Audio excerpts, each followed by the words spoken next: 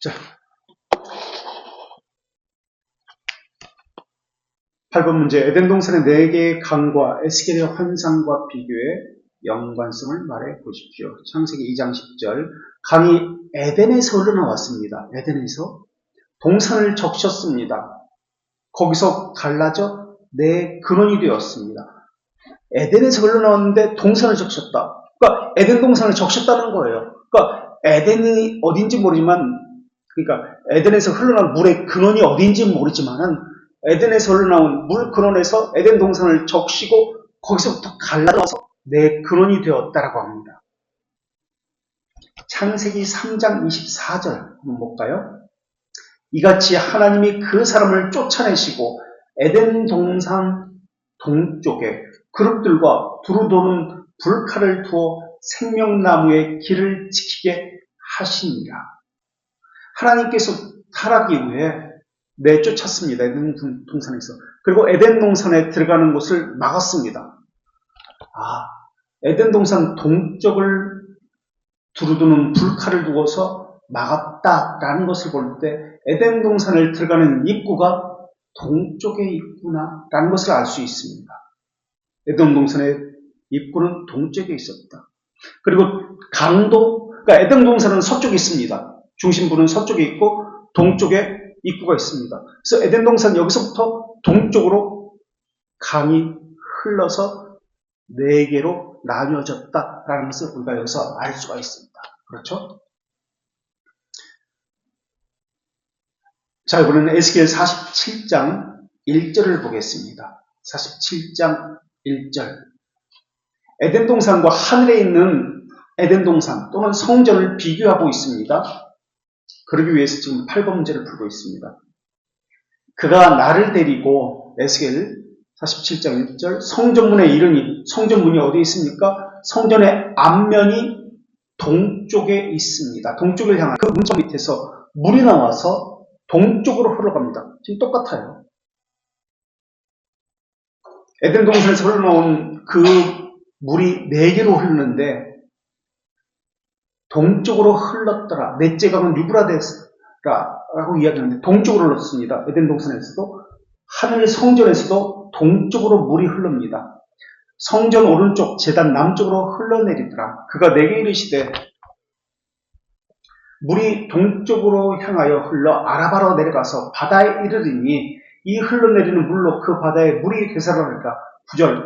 이 강물이 이르는 곳마다 번성하는 모든 생물이 살고 고기가 심히 많으리니 물이 흘러 들어가므로 바닷물이 되살아나고 이 강이 이르는 각처에 모든 것이 살 것이며 강 좌우에 각종 먹을 실과가 자라서 그 입이 시들지 아니하고 열매가 끊이지 아니하고 달마다 새 열매를 맺으리니 그 물이 성소를 통하여 나오니라.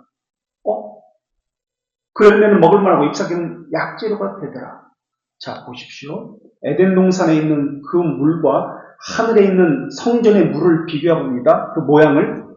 에덴 동산도 입구가 동쪽에 있습니다. 하늘에 있는 성전도 입구가 동쪽에 있습니다. 그런데 하늘에 있는 성전의 물은 어디서 나오냐면 성소를 통해서 동쪽으로 흘러갑니다.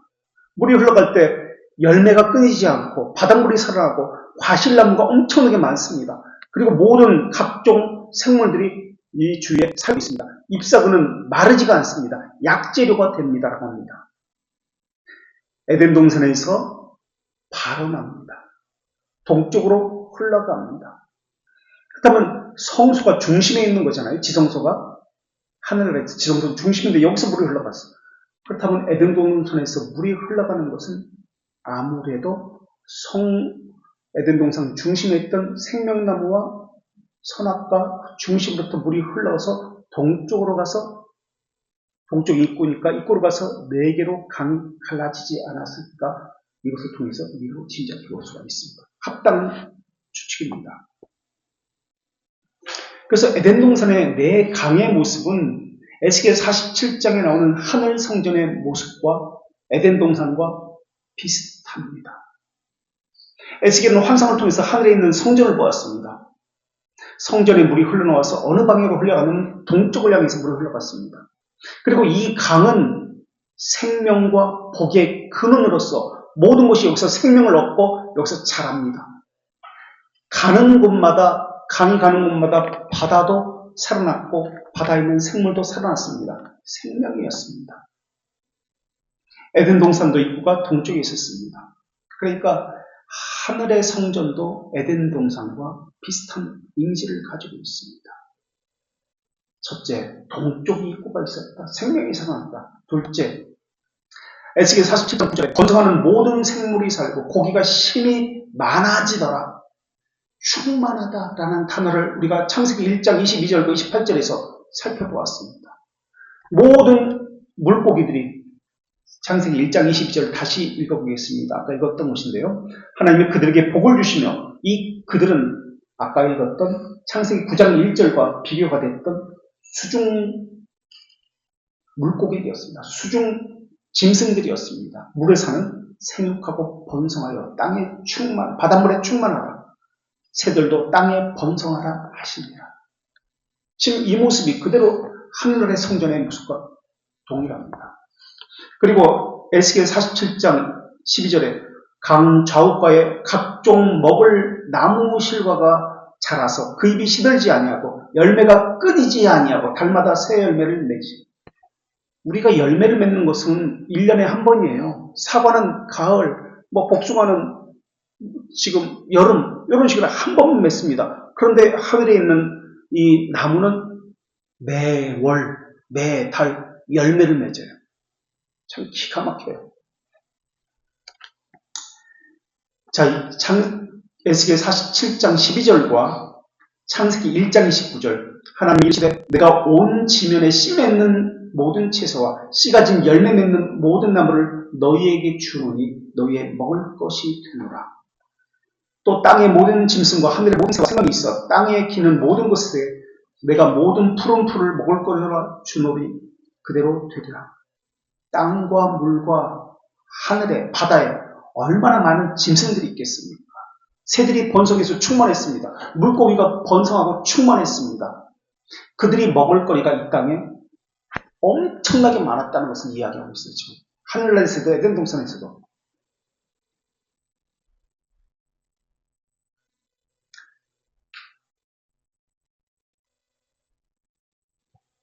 이런 문제를 한번 내볼까요? 공룡과 사람이 같이 살았을까? 살지 않았을까? 에덴 동산에서는 공룡이 아마도 없었을 거라고 보입니다. 에덴 동산 밖에 공룡들이 있었을 것이라고 보입니다. 이런 이야기가 있어요. 공룡은 이미 그 전에 다 죽었다. 사람이 생기기 전에, 태어나기 전에 공룡이 다 죽었다. 그렇게 이야기하는데 어떻게 생각하십니까? 죽었다는 말은 사망이 있었다는 뜻입니다. 그죠? 사람의 타락 전에 죽음이 있었다. 죽음과 저주는 타락 이후에 나타나죠.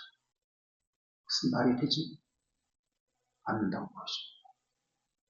타락 이후에 죽는다는 것은 이해가 됩니다. 그러나 타락 이전에 사람이 태어나기도 전에 창조가 되기 전에 공룡이 살다가 죽었다라고 하는 것은 저주를 받아서 그때부터 땅과 관련된 채소를 사람이 먹습니다. 그렇죠? 그 전에 열매를 먹었어요. 땅은 이 바닥에 기는 거 이런 것을 사람은 먹지 않았어요. 타락 전에. 저주를 받아서 타락했을 때 땅과 관련된 이런 것을 먹었습니다. 사람이 열매도 먹고. 자, 이게 두 번째고요. 세 번째, 에덴 동산은 에스겔에 의하면 성소라고 불리고 있습니다. 성소. 그렇죠? 성소에서 물이 나왔습니다. 이제 요한계시록을 볼 텐데 다음에 좀 이따가 시간이 되면은 성소와 보좌라고 나옵니다. 요한계시록은 하나님이 앉아있는 어린 양의 보좌에서 물이 흘러나온다고 합니다. 좀 이따 보겠습니다. 성소, 물이 흘러나오는 곳은 생명나무가 있는 곳, 선악과가 있는 곳에서 물이 흘러나와서 동쪽으로 갑니다. 여기는 성소입니다. 여기는 어린 양의 보좌가 있는 곳입니다. 요한계시록도 살펴볼 텐데 요한계시록, 에스겔, 창세기 1장 동일하게 설명하고 있어요. 자, 에덴 동산은 하나님이 거니시는 임재의 장소였습니다. 창세기 3장 8절 볼까요? 하나님께서 낮에 에덴 동산을 거니시는 그 장면이 나오는데 그들이 그날 죄를 짓고 바람이 불 때 동산에 거니시는 여호와 하나님의 소리를 듣고 아담과 그의 아내가 여호와 하나님의 낯을 피하여 동산 나무 사이에 숨은지라. 그날은 범죄한 날이죠. 바람이 불 때라는 말은 정말 바람이라는 뜻도 있지만 성령님을 묘사하는 그런 단어로도 바람이 다 사용되죠. 루아흐, 영혼, 마음, 숨이로도 번역됩니다. 바람이 분다라는 것은 그만큼 사람이 살기에 좋다. 모든 것이 식물도 그렇고 기후가 선선해서 동식물이 살기에 아주 최적의 상태다라는 것을 표현하는 단어이기도 합니다. 성령님의 묘사하는 단어이기도 하고요. 그리고 여기서 하나님이 거니셨다. 에덴 동산을 거니셔요. 하나님의 임재가 있습니다. 이 단어가 미트 할레크라는 단어입니다. 미트 할레크라는 단어가 우리말 성경에는 거니심이라는 단어로 번역되었습니다. 그런데 이 단어가 어디에도 동일한 단어가 나오냐면 하나님께서 성막의 성전에 임하신다 라고 할 때도 미트 할레크라는 동일한 단어가 사용되었습니다. 성막에 하나님이 임재하시잖아요. 모세의 성막에 하나님의 영광이 임재하시잖아요. 하나님의 성전에 하나님의 영광이 임재하시잖아요. 임재하신다. 이것이 거니신다. 미트 할레크라는 단어입니다. 동일한 단어예요. 자, 그렇다면 찾아볼까요? 레위기 26장 12절 한번 찾아보실래요? 레위기 26장 12절.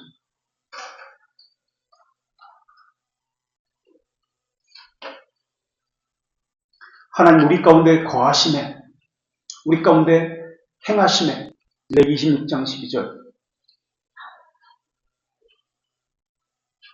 그래, 그 준영제가 한번 크게 한번 읽어봐요. 26장 12절 레위기. 나는 너희 중에 행하여 너희의 하나님이 되고 너희는 내 백성이 되리라. 여기서 어떤 단어가 미트 할레크라는 단어일까요? 여기서 어떤 단어일까요? 어떤 단어가 미트 할레크, 거니시다. 창세기 3장 8절에서는 거니시다라고 번역되었는데 임재하시다. 여기서는 어떤 단어일까요? 행하시다. 너희 중에 행하시다. 이 단어예요. 미트 할레크. 임재하시다. 너희 중 함께 하시다. 신명기 23장 14절에 여기서도 내 진영 중에 행하시다라고 나옵니다. 내 진영 중에 행하시다. 사무엘하, 그래, 준석이란다. 석준형제. 사무엘하 7장 6절 한번, 7장 6절 읽어주세요. 그게 사무엘하 7장 6절. 여기는 분명히 나옵니다. 이 단어가, 거니시다라는 단어가 미트 할레크. 내가 이스라엘 자손을 애굽에서 유도하여 내려온 날부터 오늘까지 집을 세지 아니하고 성막과 성막 안에서 단연히. 어떤 단어죠 여기서? 성막과 장막 안에서 단연난이가 미트 할레크예요. 하나님이 하늘에 계신 것이 아니라 우리 가운데 거하십니다. 우리와 함께 하십니다. 하늘에서 내려오셔서 우리와 함께 하십니다. 이것이 어떤 단어라고 했죠? 혹시 그때 설교 가운데? 우리와 함께 하시는 하나님? 어떤 단어죠? 우리와 함께 하시는 하나님. 임마누엘, 미트 할레크, 우리와 함께 거하십니다. 그래서 에덴 동산은 성소예요. 하나님의 영광의 임재가 임하는 하나님이 거니시는 미트 할레크입니다. 거룩한 장소입니다. 성전도 마찬가지고 성막도 마찬가지입니다. 자, 네 번째. 첫째 강이 비손입니다. 우리가 읽었던 대로 비손, 넘쳐흐르다 퍼져나가다는 뜻인데요. 비손강에 있는 보석들이 어떤 것이었는지 보세요. 보석들은 비손강에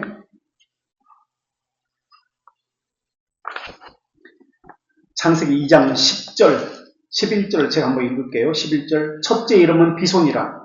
금이 있는 하윌라 온 땅을 둘렀으며. 12절. 그 땅에 금은 순금이요. 금이 있었어요. 그곳은 베델리엄과 호마노도 있으며 금이 있었고 베델리엄이 있었고 호마노가 있었습니다. 첫째가 비손이라는 강, 퍼져나가다라는 뜻의 이 강에는 금, 호마노, 이러한 베들리엄이 있었습니다. 금이 상징하는 것이 무엇일까요? 하나님의 거룩과 영광을 상징합니다. 성전과 성막에 입힌 것이 금입니다. 하나님의 영광을 상징하는 것입니다. 금.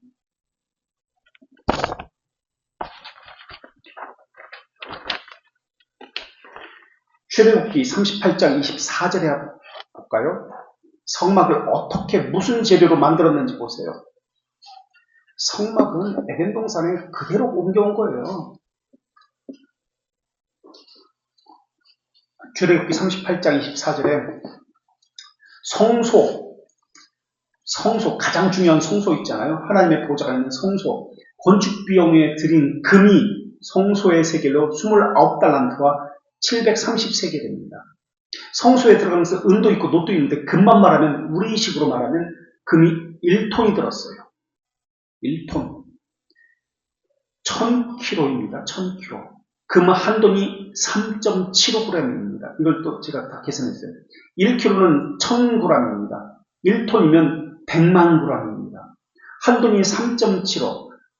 요즘 금값 비싸죠? 57만 원인데 50만 원만 잡아서 그 가격이 조그만 성소, 지성소, 이걸 만드는데 그 가격이 우리 돈으로 하면 1333억이 들었습니다. 조그만 거 그거 만드는데. 이 금이 사용된 곳은 성소 안에 있는 지성소 안에, 성소가 있고 그 안에 지성소가 있잖아요. 지성소는 뭐 하는 곳이에요? 제사장이 들어가는 곳. 하나님의 말씀이 보관되는 곳입니다. 이 안에는, 지성소 안에는 법궤가 있고 분향단, 떡을 올려놓는 떡상, 등잔대가 있습니다. 그리고 성소의 기둥 5개, 지성소 기둥 4개, 성소의 벽 48개가 있는데 겉은 조각목, 아카시아 나무로 만들고 그 겉은 금을 입혔습니다. 그래서 금이 성소의 세겔로 29달란트가 사용되었습니다. 하나님의 영광을 상징하고 거룩을 상징합니다. 하나님의 인재를 상징하는 금이에요. 그 다음에 첫째 비성강에 나온 것이 금 말고 순금이 있었고 또 진주가 있습니다. 진주.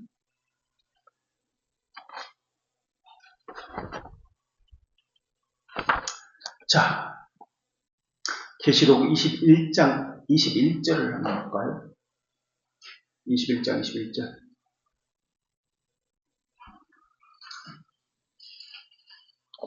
베들리엄은 진주를 이야기합니다. 제가 진주라고 갑자기 이야기하니까 당황스러웠는데 베들리엄이 진주입니다. 베들리엄. 비성강에 있었던 것은 베들리엄, 호마노, 금이었습니다. 베들리엄, 진주. 21장 11절. 그 12문은 12진주니 베들리엄이니 각 문마다 한 개의 진주로 되어 있고 그 성의 길은 맑은 유리알 같은 정금이더라. 바닷길은 금이요. 그 문은 진주, 베들리엄으로 되어 있습니다. 하늘 성전은 12개 문이 있었는데 진주로 되어 있고 그 길은 금으로 되어 있습니다. 첫 번째 비성강이 지금 무엇을 상징하는지 알 수 있겠죠. 어떤 이미지를 가지고 있는지 알 수 있겠죠. 또 민수기 11장 7절에 만나의 모양이 어떻게 그려졌느냐면 모양은 진주와 같은 것이다 라고 나옵니다. 만나가 진주와 같은 모양이다. 또 마태복음 13장 45절에 천국은 마치 진주를 구하는 장사와 같으니라고 이야기합니다. 천국은 좋은 진주를 구하는 장사와 같다. 진주와 같다라고 합니다. 또 마태복음 13장 46절에 값진 진주 하나를 발견하며 자기 소유를 다 팔아 진주를 사느니라라고 이야기합니다. 그래서 성경에서 진주가 상징하고 있는 것은, 베들리헴이 상징하는 것은 말씀, 지혜, 하나님의 지식, 이런 것을 상징하고 있는 단어입니다. 금과 진주로 성전이 만들어졌습니다. 첫째, 비송강이, 에덴 동산에서 나오는 비송강이 금, 진주가 가득합니다. 그 다음에 호마노, 쇼함. 이 호마노가 무엇을 만드는 재료였는지 아세요? 창세기 28장에 보면 대지상이 12지파의 이 보석을 달고 있는데 이것을 만든 이 흉패가 바로 호마노로 만들어졌습니다. 출애굽기 28장 9절에 호마노 2개를 가져다가 그 위에 이스라엘의 아들들의 이름을 새기되라고 나옵니다. 흉패, 가슴에 붙이는 것인데요. 하나님의 뜻을 묻는 데 사용되는 12지파를 상징하는 이 보석이 박혀 있습니다. 그래서 호마노로 만들어진 이 흉패, 12지파의 이름이 새겨진 것처럼 이 호마노는 선택되어진다, 기억되어진다, 보호되어진다, 인도하심과 관련된 보석이 호마노입니다. 그래서 대제사장이 이 흉패에 가지고 있었던 그 호마노입니다. 하나님이 12지파를 잊지 않으십니다. 보호하십니다. 인도하십니다. 선택하십니다. 기억하십니다. 그런 개념입니다. 성전은 이렇게 금과 호마노와 진주로 이루어졌습니다. 에덴 동산에서 나온 강들은 이런 보석이 가득합니다.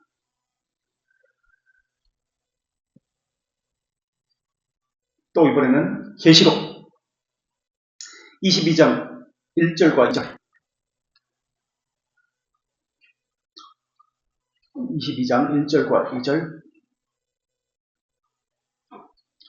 또 그가 수정 같은 맑은 생명수의 강을 내게 보이니 하나님과 아까 제가 말씀드렸던 하나님의 보좌, 어린 양의 보좌를 이야기합니다. 생명수의 강을 내게 보이니 하나님과 및 어린 양의 보좌로부터 이 생명수, 이 물이 나오는 거예요. 2절, 길 가운데로 흐르더라. 강 좌우에 생명나무가 있어 12가지 열매를 맺되 달마다 그 열매를 맺고 그 나무 잎사귀들도 만물을 치료하기 위해서 있더라. 아까 계시록 47장, 그리고 계시록 22장, 에스겔 47장, 창세기 1장이 지금 동일한 이미지를 가지고 설명을 하고 있습니다. 비슷한 이미지예요. 어린 양의 보좌로부터 생명수가 나오는데 창세기는 에덴 동산으로부터, 에스겔은 성전에서부터 생명을 살고 많은 열매를 맺히는 이 물이 나옵니다. 생명수가 나옵니다. 이게 네 번째입니다. 자, 다섯 번째. 창세기 2장 15절에서 하나님은 아담에게 에덴 동산을 경작하고 지키게 만드셨습니다. 경작하고 지키게 하다. 이 두 동산은 성막과 성전에서 제사장이 하는 일을 말할 때 사용된 단어입니다. 이것은 이미 그러니까 에덴 동산에서 노아도 했던 일도 마찬가지고 에덴 동산에서 아담이 했던 일은 경작하고 지키는 것이었어요. 이것이 이 동사가 동일하게 성막에서 성전에서 제사장이 하는 일이었습니다. 자, 여섯 번째. 아담과 하와가 죄를 지었을 때 하나님이 어떤 일을 하셨죠? 이들에게 무엇을 주셨죠? 하나님이 직접 가죽옷을 만들어 입혀주셨습니다. 창세기 3장 21절 여호와 하나님이 아담과 그의 아내를 위하여 가죽옷, 코토네트 가죽옷을 지어서 입히시니라. 라베시. 하나님이 만드신 거예요. 하나님이 가죽옷을 코토네트, 라베시 입히다. 자, 하나님이 또 출애굽한 제사장들에게, 아론의 아들들에게 어떤 일을 하게 하시는지 보세요. 출애굽기 29장 8절을 보세요. 창세기 3장 21절과 출애굽기 29장 8절은 또 동일합니다. 제사장들에게 어떤 일을 하시는지 보세요. 그러니까 아담은 타락했다 할지라도 하나님께서 거룩한 옷을 입힌 거예요. 제사장이라는 것을 임명하신 거예요. 출애굽기 29장 8절에 그 아들들을 데려다가, 아론의 아들들을 데려다가 그들에게 우리말 성경에는 속옷이라고 나왔죠. 코토네트입니다. 이 단어가 코토네트, 입히다, 라베시, 동일한 단어입니다. 창세기 3장 21절과 출애굽기 29장 8절은 동일한 단어를 하나님이 만들어 입혀주시는 겁니다. 옷을 지어서 만들어서 입히시는 것은 하나님의 행위입니다. 아담에게도 제사장에게도 동일하게 하나님이 옷을 만들어 입혀주셨습니다. 이것은 오늘날 우리도 마찬가지예요. 하나님이 우리에게 옷을 입혀 만들어 주시는 것을 무엇이라고 그러죠? 우리 옷을 만들어 입혀 주십니다.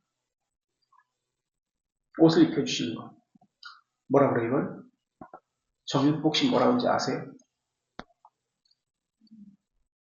우리에게 옷을 만들어 입혀 주세요. 제사장에게도 옷을 입혀 주셨고 아담에게도 옷을 만들어 입혀 주셨어요. 가죽 옷을. 코토네트 라벳이 하십니다. 우리에게 옷을 입혀 주시는데 무슨 옷을 입혀 주신다고 성경에 기록하고 있나요? 무슨 옷? 응? 거룩한 옷인데 거룩한 옷이라고도 물론 스가랴 3장 4절에도 나옵니다. 스가랴 3장 4절부터 볼까요? 스가랴 3장 4절에 대제사장 여호수아가 있습니다. 하나님은 대제사장 여호수아에게 거룩한 옷을 입혀주셨습니다. 스가랴 3장 3절부터 봐야 되는데 3장 4절을 볼게요. 여호와께서 자기 앞에 선자들에게 명령하사 그 더러운 옷을 벗기라 하시고 제사장 여호수아가 더러운 옷을 입고 있었어요. 그래서 더러운 옷을 벗겨라 하시고 또 여호수아에게 이르시되 내 죄악을 제거하여 버렸으니 너에게 아름다운 옷을 입히리라 하십니다. 아름다운 옷을 입혔습니다.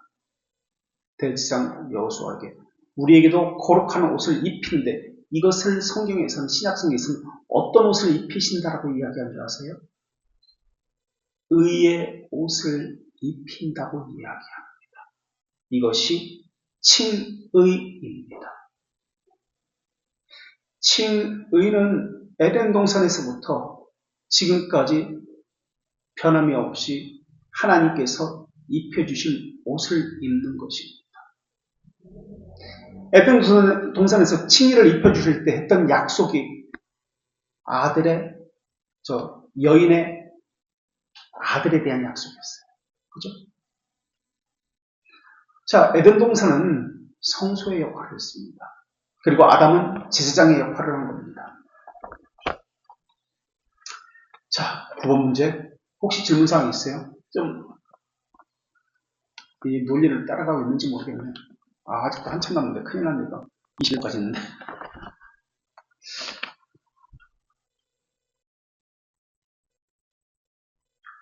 어떻게 할까요? 이걸 다음 주에 또 할까요? 아니면 그냥 그만두고 다음 주 거 할까요? 여러분이 결정하세요.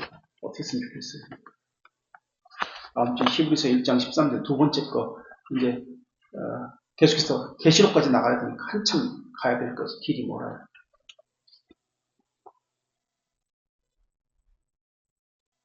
자, 9번부터 봅시다.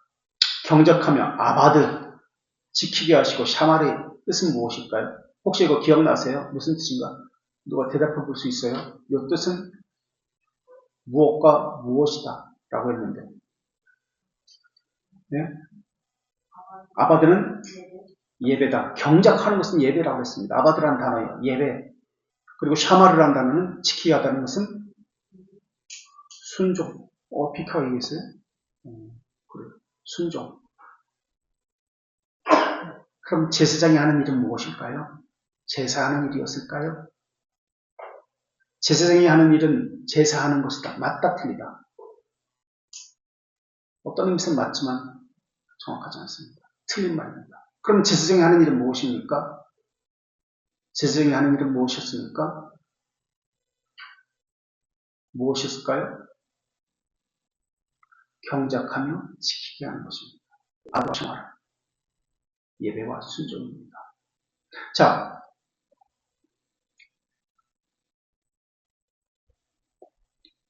창세기 2장 15절에서 여호와 하나님이 그 사람을 이끌어 에덴 동산에 두어서 그것을 경작하며 지키게 하시고라는 말씀이 나옵니다. 2장 15절에 경작하며 지키게 하시고 에덴 동산에서 해야 하는 일은 아담이 제사장으로서 경작하고 지키게 하는 일이었습니다. 지키는 일이었습니다. 아바드와 샤마르였습니다. 이 두 동사 경작하며 지키다는 단어가 성막과 성전에서 제사장이 하는 일과 동일한 단어로 사용되었습니다. 민수기 3장 7절과 8절을 한번 볼까요? 민수기 3장 7절과 8절. 경작하다, 지키다. 요 두 단어가 나오는데요. 아바드와 샤마르라는 두 단어가 나옵니다. 민수기 3장 7절에서 8절. 한번 더 석주영 읽어주세요. 3장 7절과 8절 민수기.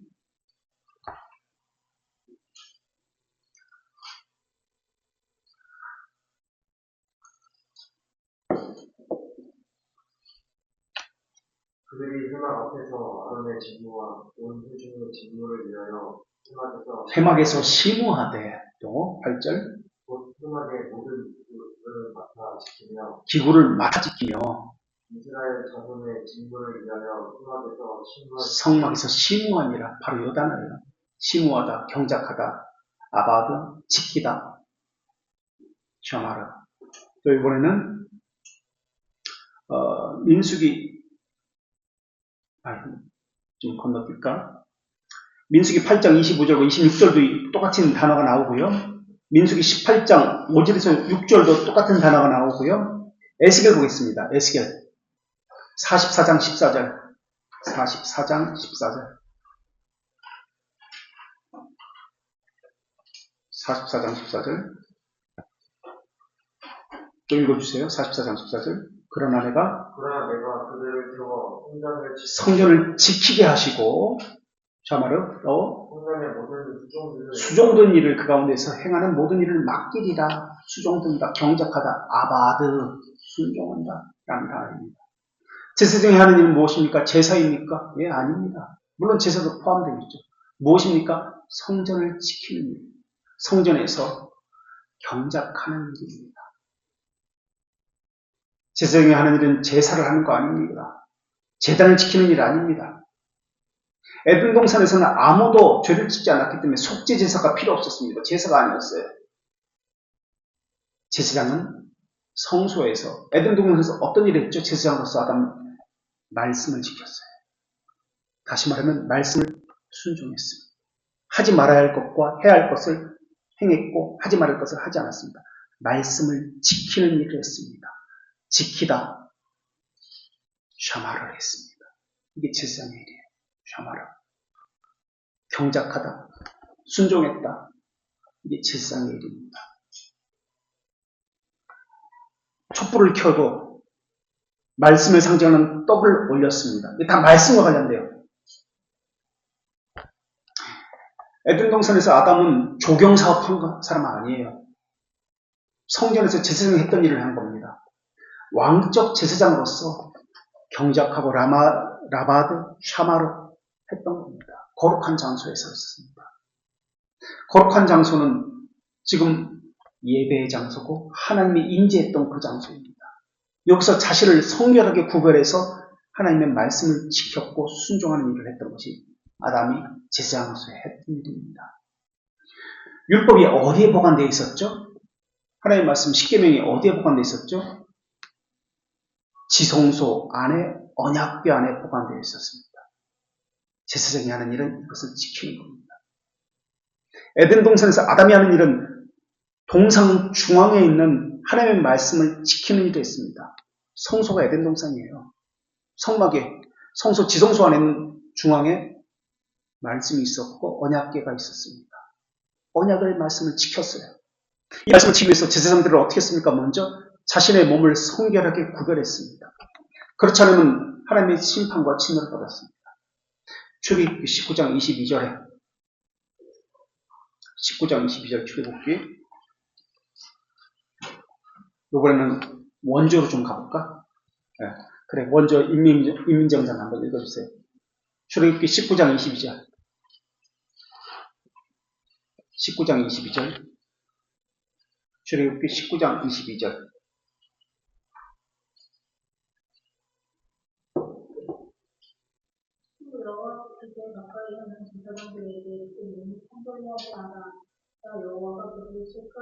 예, 성결케 하여야 합니다. 그 전에 먼저 자신의 몸을 성결케 해야 합니다. 그렇지 않으면 여호와께서 그를 칠까 하노라라고 말씀합니다. 아담은 제사장처럼 자기 몸을 성결하게 하고 구별했습니다. 그런 다음에 하나님의 말씀을 지킬 수 있었고 보존할 수 있었습니다. 그리고 그 말씀을 다른 피조물들에게 가르치고 지키도록 했습니다. 자기 몸을 성결하게 구별했던 것은 하나님의 말씀을 지키고 순종한 행위를 하기 위해서입니다. 제사장들은 백성들도 성결해야 했지만 제사장들은 더 특별히 성결하게 했습니다. 그래서 출애굽기 19장 22절도 그렇지만 역대상 23장 13절도 그렇고 여러 군데서 자기 몸을 성결하게 한 사람에 한해서 하나님의 말씀을 다스리고 경작하고 시중들게 그렇게 했습니다. 세례 요한을 한번 볼까요? 신약에서 누가복음 7장 25절. 누가복음 7장 25절. 1장 75절. 1장 75절. 세례 요한은 종신토록 세례 요한은 어떻게 했습니까? 하나님의 말씀을 전하는 자가 세례 요한이었습니다. 종신토록 주의 앞에서 성결과 의로 두려움 없이 섬기게 하리라 하셨도다. 평생의 주의 앞에서 성결했던 사람, 의로, 칭의로 두려움 없이 섬겼던 사람이 세례 요한입니다. 이게 제사장이에요.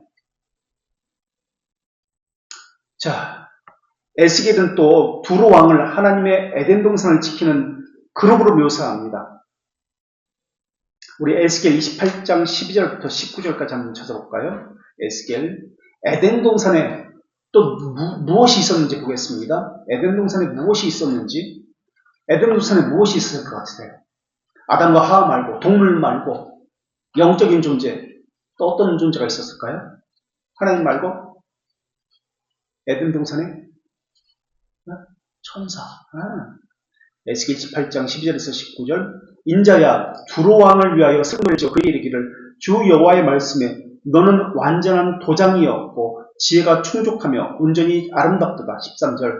내가 옛적에 하나님의 동산 에덴에 있어서 각종 보석, 홍보석, 황보석, 금강석, 황옥, 홍만옥, 창옥, 청보석, 남보석, 홍옥과 황금으로 단장하였으며 12가지 지파 그거 지금 이것을 이야기하죠. 네가 지원받던 날에 너를 위하여 소고와 비파가 준비되었도다. 너는 기름 부음을 받고 지키는 그룹이며 천사라는 것이죠. 기름 부음을 받았어요. 내가 너를 세우면 내가 하나님의 성산에 있어서 불타는 돌들 사이에 왕래하였도다. 내가 아름다움으로 마음이 교만하였으며 내가 영화로우며 내 지혜가 더럽혔으며 내가 너를 땅에 던져 왕들 앞에 두어 그들의 구경거리가 되게 하였도다. 내가 죄악이 많고 무역이 불의함도 내 모든 성소를 더럽혔으며 그래서 너를 땅 위에 죄가 되게 하였도다. 두로 왕이라고 불리는 이 천사도 아담처럼 에덴 동산에 있었습니다. 제사장처럼 기름을 부음받았습니다. 그리고 12보석으로 단장했습니다. 그들은 천사입니다. 그룹입니다. 하나님의 성산에서 에덴 동산에서 불타는 돌들 사이에서 왕래하던 천사였습니다. 그러다가 교만해졌고 스스로 지혜를 더럽혔고 타락했습니다. 성소를 더럽혔습니다. 그래서 그들을 하나님이 심판했습니다. 이렇게 나오는 거예요. 자, 그렇다면 경작하고 다스리며 지키고 있습니까? 10번 적용과 기도 문제. 우리 교회는 어떻습니까? 너희는 택하신 족속이요 왕같은 지스장이요 거룩한 나라요 그의 소유가 된 백성이니 그의 소유 그리스도인이니 이는 너희를 어두운 데서 불러내어 그의 기이한 빛에 들어가게 하신 이에 아름다운 덕을 전하게 하려 하십니다. 계시록 5장 10절 한번 찾아볼까요? 계시록 5장 10절.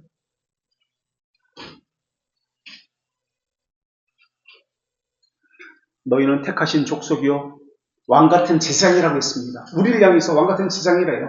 택하신 족속이래요. 거룩한 나라요 그의 소유된 백성이라고 했습니다. 계시록 5장 10절. 하늘나라에서 9절 맨 마지막 보면은 사람들을 피로 사서 하나님께 드리시고 그들로 하나님께 피로 사서 드려진 그들을 우리 하나님 앞에서 나라와 제사장으로 삼으셨으니 그들이 땅에서 왕노릇 하리로다. 왕직을 지금 그들은 하나님이 택하신 백성은 제사장으로서 왕적 제사장으로서 그 사역을 감당합니다. 그들이 구원받은 자입니다라고 이야기합니다. 그들은 무엇을 위해서 왕적 제사장의 역할을 합니까? 아름다운 덕을 전하게 하기 위해서입니다. 우리 교회는 어떻습니까? 나는 어떻습니까? 왕적 제사장의 역할을 하고 있습니까?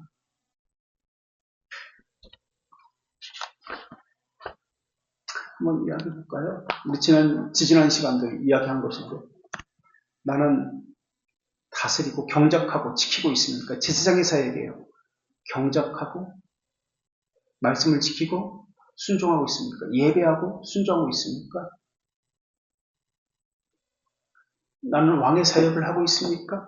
나는 제사장의 사역을 하고 있습니까? 그게 신자라고, 그게 그리스도인이라고, 하늘나라에서 구원받은 백성이라고 그렇게 이야기하고 있습니다. 계시록 5장 10절에서, 베드로전서 2장 9절에서. 일관된 거예요, 이것은. 에덴 동산에서도 그렇고. 누구든 한번 이야기해 보실래요?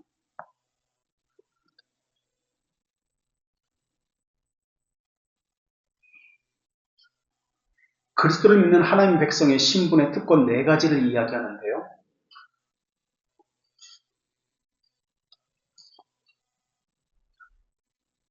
택하신 족속을 먼저 이야기합니다. 너희는 택하신 족속이요. 첫째, 택하신 족속. 베드로전서 2장 9절에서 택하신 족속이요. 둘째, 왕같은 제사장이요.